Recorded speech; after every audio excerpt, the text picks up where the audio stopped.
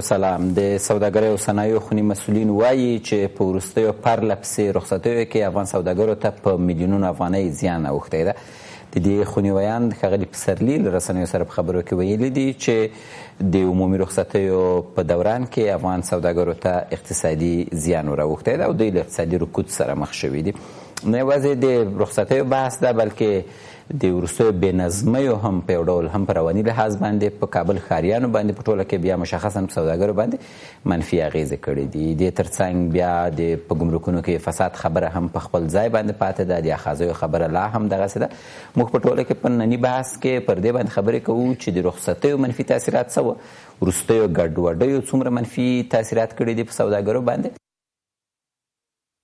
ملاتړ د افغانستان د سوداګرۍ او صنعت نه په کومه حد کې ده، کوم تغییرات راغلي دي او تر کومه بریده پورې دغه سهولتونه سوداګرو ته برابر شوي دي.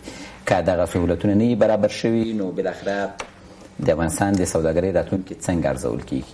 یو بحث چې په وروستیو کې مطرح کیږي هغه په د سیمهییز رقابت بحث ده چې نه یوازې په سوداګرو باندې بد تاثیر کړی ده بلکې دغه منفي رقابت د افغانستان ولس او په امنیت باندې هم منفي تاثیر کړی ده. ما سره په بحث کې سیام الدین پسرلی د سوداګرۍ او صنایعو خوني ویاند را سره بحث کوي. ډېر ښه راغلاست ښاغلی پسرلی. ډېره مننه کوردم، خوشحاله اوسئ. د رخصتیو منفي تاثیر په سوداګرۍ باندې څه او په کومو برخو کې؟ ډېره مننه په سر کې تاسو ته، د تلویزیون ټولو لیدونکو ته سلامونه وړاندې کوم. علیکم سلام. تقریبا شاوخوا 11 ورځې کېږي چې موږ په رخصتیو کې قرار لرو، یعنی دغه چهارشنبه نه تېرې چهارشنبې په ورځ چې رخصتۍ شروع شوه، پنجشنبه، جمعه، شنبه، یکشنبه، دوشنبه، سهشنبه، چهارشنبه، پنجشنبه، بیا جمعه، نن هفتې ورځ ده. تقریبا ټول 11 ورځې کېږي چې د افغانستان اقتصادي ماشین په ټاپه ولاړ دی.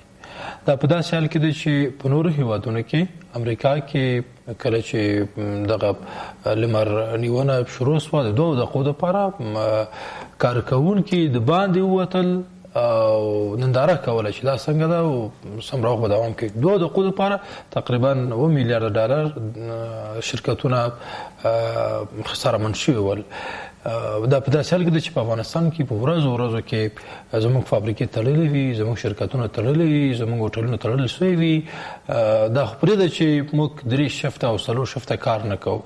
په نورو هیوادونو کې 2-3 شفته کار وي، سهار وخته وي، د شپې لخوا وي، د ماښام لخوا وي.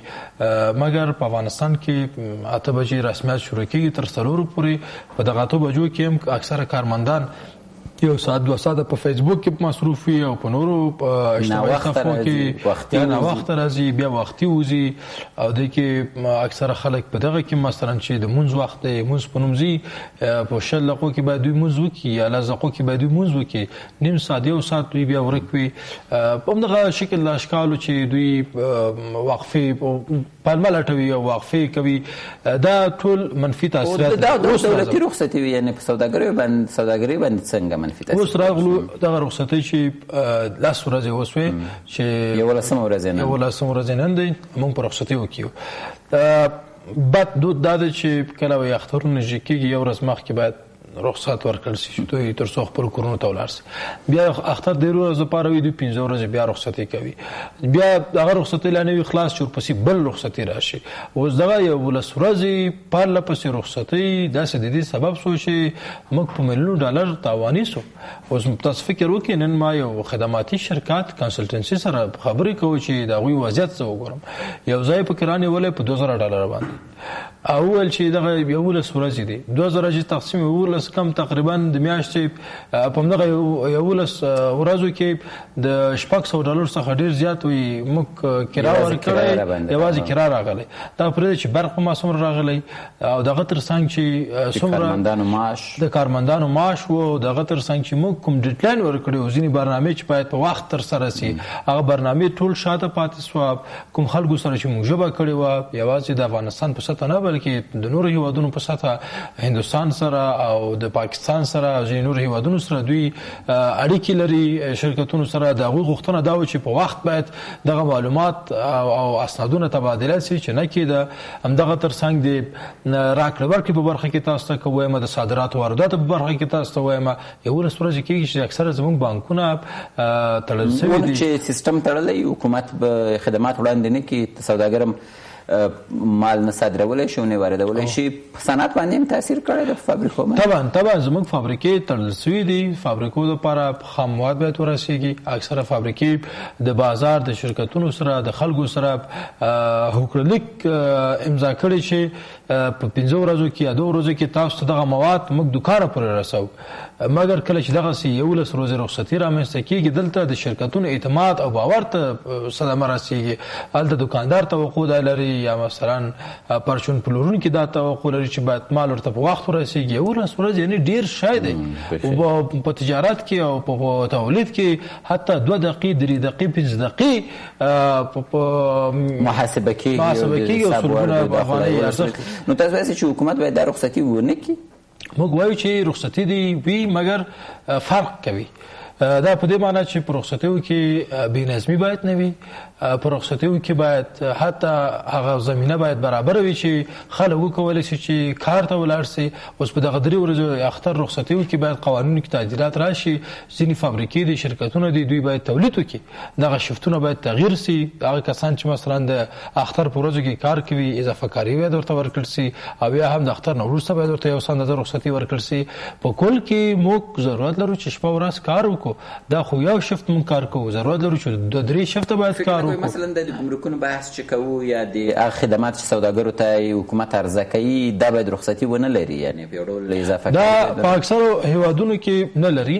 په اکثرو هیوادونو کې لکه دا ګمرکات دي، پولیس دی، ملي اردو دي، دا اشخاص رخصتي نه لري. دوی باید په وظیفو کې اوسي د خلکو د خدمت لپاره. په اختر کې خلک میوجات ته ضرورت لري، خلک خرید کوي، خلک سوداو ته ضرورت لري.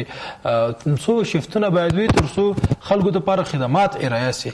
او زه تاسو ته وایم د دولتي او غیر دولتي هوټلونو څخه نیولې، رستورانتونو څخه نیولې، بانکونو ته راځو، شفاخانو ته راځو، همدغسې خدماتي شرکتونو ته راځو، مخابراتي شرکتونو ته راځو.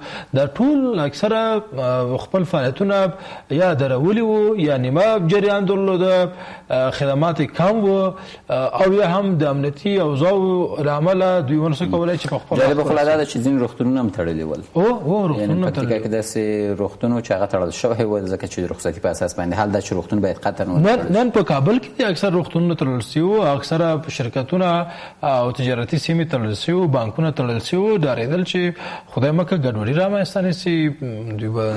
دا خو بیل بحث ده، رخصتۍ نه بیل بحث ده. په دې باندې خبرې وکړو چې نننۍ چې کوم حالاتو په کابل کې هوایي فایرونه کېدل، د خلکو روان مخشوش و، سوداګرو باندې په رواني لحاظ باندې منفي تاثیر کوي ځکه چې سوداګر هم د ولس یو جز طبعا یو خو هغه ده چې مالي زیانونه دي چې دوی ته اوري. دغه ترڅنګ چې غیر مستقیم څومره تاوان چې رسېږي او په کل کې د افغانستان حیثیت ته تاوان رسوي. اوس یوازې افغانستان داسې نه دی چې په خپلو کې سره راچارپېري او واردات او صادرات موږ د نورو هیوادونو سره لرو. یعنې یوازې زموږ اړیکه تر افغانستان پورې محدود نه دی بلکې نور هیوادونه هم اوس د افغانستان څخه نظارت کوي. هغه سوداګر او پانګوال چې غواړي چې د افغانانو سره جوین وینچر ولري یا مشترک پانګونه وکړي، واردات او صادرات ولري، په دغسې اساسو حالاتو کې دوی چې کله ګوري وضعیت ګوري بیا زړه نازړه کېږي، مشترکې پانګونې ته زړه نښه کوي، افغانستان ته دوی نه راځي او زموږ اوسنی پانګوال هم په شکل د اشکالو زړه تورن کېږي چې وضعیت خراب وي، ډزې وي، حالات نورمال نه وي. دلته په ملي ځواکونو باندې هم اعتماد کمیږي، په حکومت باندې هم اعتماد کمیږي. اوس تاسو وګورئ په نورو هیوادونو کې په رڼا او راز یو ډز چې وسی او څوک بې مسؤلیته ډز وکړي هغه د قانون پر اساس باید ځواب ورکړي. ولې دا کار وشو؟ دا خو په مستقیم او غیر مستقیم خلکو ته تاوان وړي. نو دې کې تاسو حکومت ګرم نه بولئ؟ د وضعیت ورځ تر بلې خرابېږي نه؟ یعنې دغه د ځینې مراسمي ورځې چې کومې دي او تجلیل کېږي دا یو ډول خشونت خواته روانې دي. مثلا موږ د روشنۍ جنبش مسله ولیدله، بیا مدیر استاخیز مسله ولیدله، بیا مو نن چې کوم حالات روان و. دا تاسو د حکومت ضعف نه ښکاري چې حکومت بې بندوبار، حکومت د منیجمنت او د کنټرول طاقت نه لري؟ خب یو موضوع چې ډیره واضح ده، اکثره اشخاص چې دغسې مراسم لمانځي او دا کارونه کوي په حکومت کې هم دي او د حکومت لخوا هم حمایه کیږي تر ډیره پورې اکثره د حکومت د امکاناتو څخه سوء استفاده هم کیږي بیا هم تر رئیس جمهور پورې دا موضوع ډیره مهمه ده چې باید تعقیب سي حتی ځینې کارونه باید ونسي یو شعار ده چې باید تاسو دا کار مه کوئ یو هغه ده چې باید رسمي اقدامات وسي حکومت خو وایي چې مثلا موږ پوځونه زیات کړي دي د کابل ګرنیزون مو ایجاد کړی ده دلته مو قوتونه زیات کړي دي سره له دې بیا دغسې حالت څومره چې فوجیان زیات سي که چیرې عمل ورسره نه وي مجازات و مکافات نه وي د قانون تطبیق نه وي زه وایم چې بې فایده دی نور به هم فساد ته زمینه برابره کړي اوس قانون په ټوله باندې په یو شان باید تطبیق سي په ټوله باندې هغه که زه که تاسو هستئ که ولسمشر دی که دغه نه کشر دی هر څوک وي په ټوله باندې باید تطبیق سي په هغه وخت کې مونږ کولی شو ووایو چې نظم رامنځته کېږي او که دغسې وي چې د اختطافونو تر څنګ د قاچاق تر څنګ د چاودنو تر څنګ د اخطارونو تر څنګ بیا هم دغسې په رڼا ورځ کې په کوڅو کې خلک راوځي او په ډېر شدت سره دوی داسې ورځ لمانځي چې پکې ډزم کېږي دا یو څه اندازه د خلکو په روح او روان باندې منفي تاثیر مطلب دا ده چې د حکومت کار نه تاسو د سوداګرو په استازیتوب باندې څومره راضي یاستئ څومره یې دغه رواني مسؤلیت تاسو ته ایجاد کړی ده په دغسې ورځو کې او له دې نه بغیر تاسو د اختطاف خبره وکړل یعنې سوداګر څومره مسؤون ده په دې وطن کې د امنیت برخه کې موږ د حکومت تر ډیره پورې راضي نه یو مګر په نور برخو کې راضي یو په اقتصادي پروژو کې یو څه اندازه راضي یو د امنیت په برخه کې د قوانینو په اصلاح کې د فساد سره د مبارزې په برخه کې د درې فاکټوره یا موضوعات حکومت خو نو ډېر شعارونه ورکړل چې موږ به دا تغیرات راولو تاسو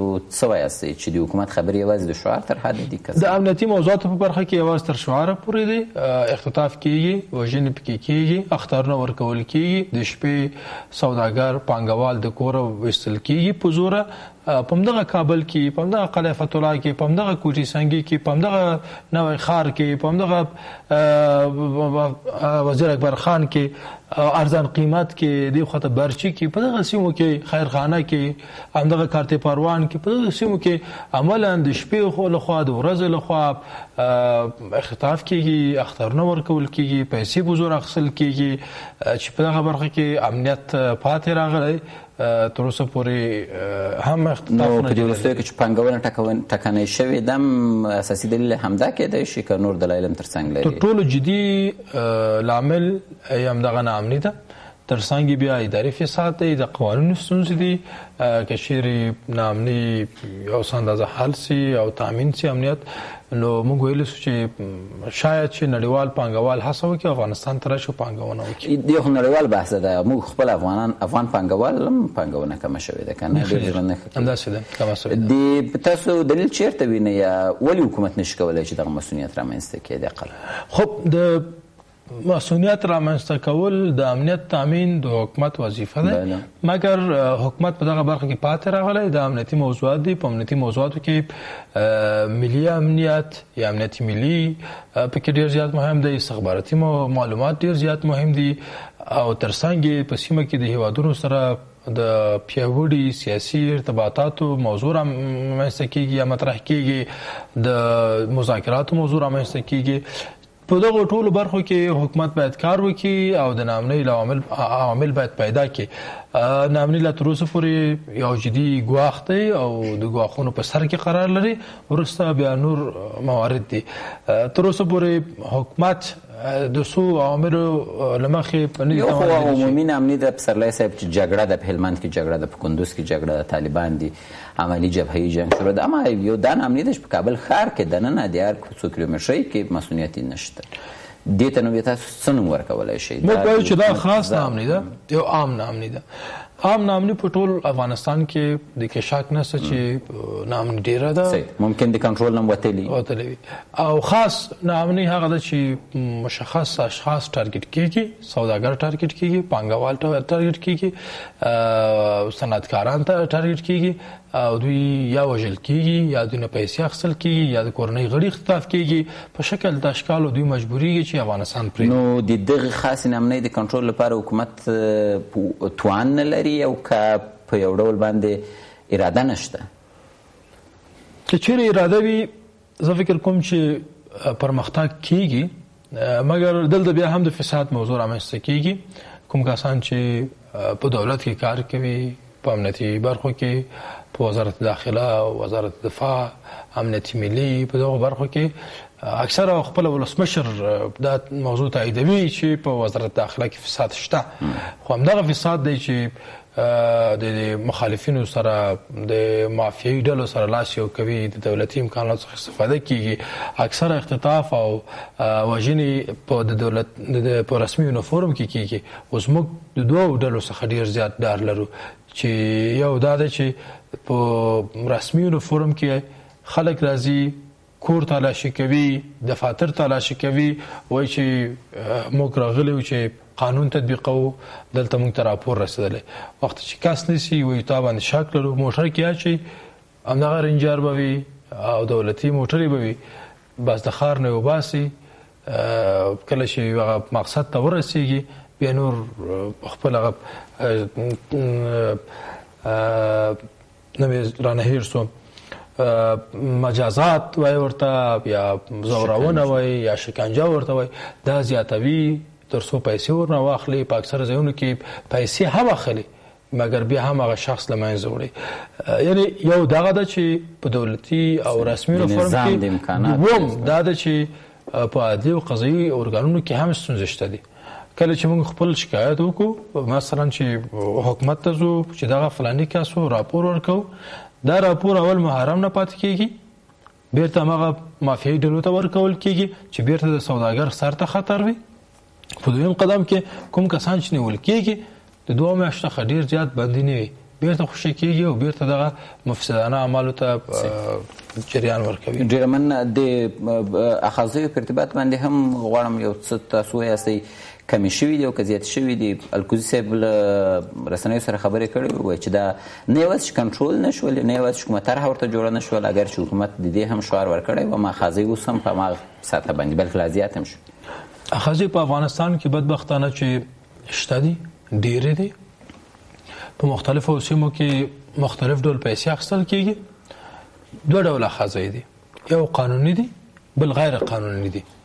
قانوني اخاذې هغه اخاذې ته ویل کېږي چې په قانون کې راغلی چې پیسې واخیستل شي. په قانون کې راغلی چې د ترانسپورت وزارت باید 15% ټکس واخلي. دغه 15% بې ځایه اخیستل کېږي. دا 15% د ډاکټر صاحب نجیب او د داود خان له وخته پاتې، چې قانون باید تعدیل شي او لا باید له منځه ولاړ شي، نور باید دا وانخلي. ځکه موږ وایو چې هر ټکس او هر روپۍ چې موږ یا افغانۍ چې حکومت ته ورکو په مقابل کې د خدمت غوښتنه کوو. دا اصول دی. پخوا به حکومت دغه 15% په بدل کې د ترانسپورټي شرکتونو په واسطه موږ ته تسهیلات ایجادوو، سهولتونه جوړوو، مګر اوس هغه نه دی. پخوا نیمه دولتي شرکتونه وجود درلود چې هغه له منځه ولاړل. اوس موږ په خپله ځان ته موټر پیدا کوو، شرکتونو سره تماس لرو، دغه 15% بې ځایه اخیستل کېږي. دا و چې دې ته قانوني اخاذې ویل کېږي. غیر قانوني اخاذې هغه ته بخښنه وایم، د قانوني اخاذې د حکومت بودیجې ته ځي. ښایي دولت بودیجې ته دا دولت دا په دې معنا ده چې باید حکومت وانخلي. د حکومت حق نه جوړېږي، بې ځایه دی. دا باید بیرته ریفند سي او یا هم دا قانون اصلاح سي. دوم غیر قانوني اخاذې دي. غیر قانوني اخاذې هماغه د پخواني پاټک سالري یو نوې بڼه ده چې په ګمرکاتو کې، په دروازو کې، د لارو په اوږدو کې، په مختلفو ځایونو کې په مختلفو نومونو باندې پیسې اخلي. د شورا غړي دي، د ولایتي شورا، د ولسي جرګې، همدارنګه د دولت اراکین دي. د ولایتي شورا غړی یا د ولسي جرګې غړی په کوم نامه پیسې اخلي؟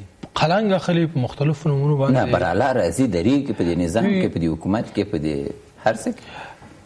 که چیرې تاسو بهانه ورته جوړه کړې چې زه به دغه نامه اخلم. که چیرې تاسو ګمرکاتو ته ولاړ شئ، هلته ځان ته کسان دوی لري، کمیشنکاران لري او دغسې یو ماحول جوړ دی چې تاسو فکر کوئ شاید بیخي قانون دلته نه وي.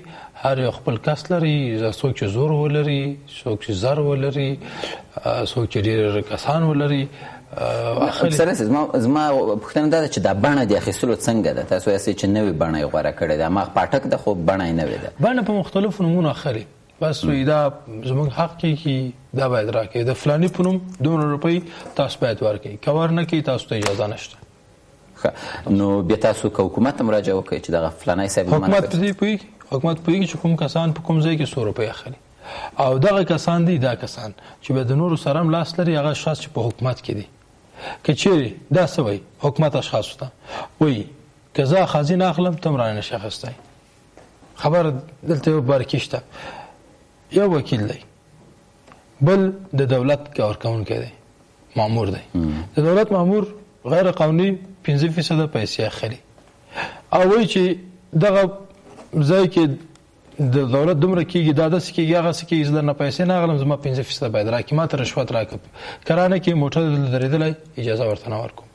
دا وکیل دې ته وایي چې زه خو په ستا پوهېږم چې تا فساد وکړه، دلته زه هم دومره اخلم، که ما ته رانه کتاب افشا کوم او ته ولا کرانه واخلې، او دلته دې ته وایي چې ته هم نشي کولی چې نو تاسو ولې نه راځئ دواړه بل نه افشا کوئ؟ څوک افشا کوي؟ ثبوت باید وي، ثبوت هلته څوک نشي کولی. هلته دومره موضوع تر وزیرانو پورې رسېږي، دومره قوي ده چې که هر څوک غږ پورته کړي تر مرګه پورې ورته ګواښ کېږي. په همدغه نامه باندې زموږ اکثره هغه اشخاص چې مبارزین وو خپل غږ یې پورته کړ، له منځه ولاړ. اوس اکثره خبرې چې موږ کوو، که ولسمشر ته وایو، که رئیس اجرایه ته وایو، ثبوت راوړئ، وایي موږ ته ثبوت راوړئ.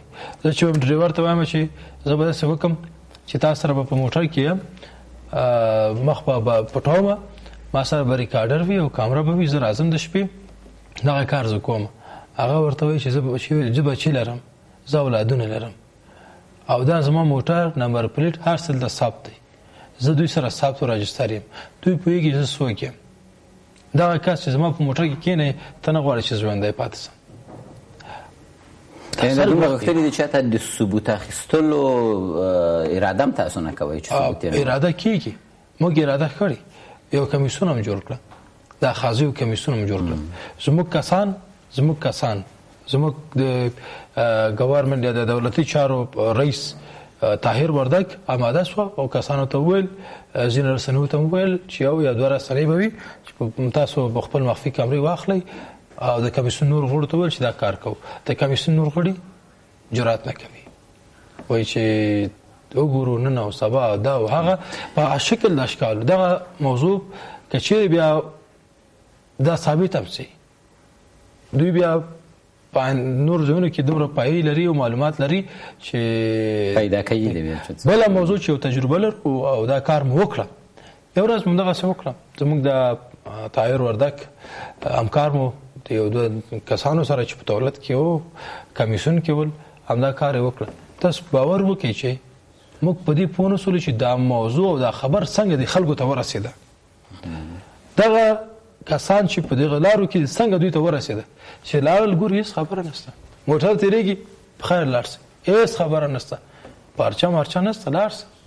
که کوم یو خبر نو ډریور مریور راځي هغه پیسې وباسي، وایي هېڅ خبر نشته، دی لاړ سه. یعنې هغه خلک بیا خپل لمنه ټولوي د یو څه اندازه.